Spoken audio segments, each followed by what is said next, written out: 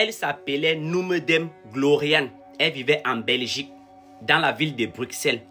Elle a sauté du 4e étage.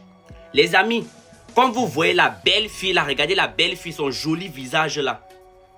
Elle a sauté du 4e étage. Elle s'est rip à cause de la pression du pays. Sa famille au pays, au Cameroun, l'appelait tout le temps pour qu'elle envoie de l'argent. Et chaque fois qu'elle envoyait l'argent, on lui rappelait que c'est petit. Quand on t'a envoyé en Europe, on a cotisé l'argent pour t'envoyer en Europe, c'est pour que tu aides d'autres personnes. Chaque fois on l'appelait, on lui disait qu'il faut qu'elle doit envoyer l'argent. Elle était étudiante, hein.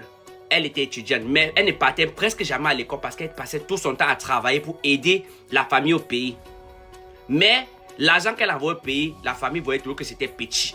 La famille disait toujours que c'était petit, tu envoies petit, il faut travailler. Donc avec tout le stress qu'elle vivait en Europe, il fallait qu'elle vive encore le même stress que sa famille n'avait fait qu'appeler pour dire qu'il faut l'argent, il faut l'argent. Voilà comment elle a perdu son travail. Quand elle a perdu son travail, elle est venue sur les réseaux sociaux.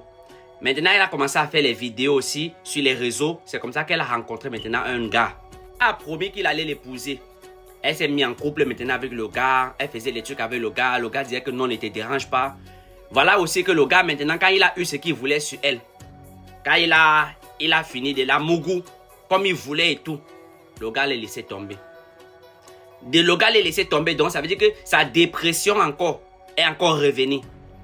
Elle vivait encore dans la même galère qu'elle vivait déjà quand elle était toute seule. En plus encore maintenant du gourmand que le gars l'a laissé. La fille n'a pas pu supporter. Avec la pression toujours que le pays appelait pour dire il faut envoyer l'argent, il faut envoyer l'argent. C'est comme ça que la fille est partie sauter. Elle est partie sauter.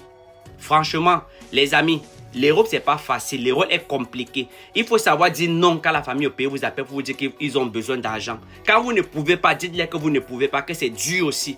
La famille au pays ne doit pas penser que l'Europe c'est une source d'argent que vous avez là en tout moment. Voilà une jeune demoiselle comme ça, pleine de vie, avec tout ce sourire là. Il faut aussi que la famille au pays aussi comprenez que l'Europe n'est pas le paradis, que c'est pas facile là-bas.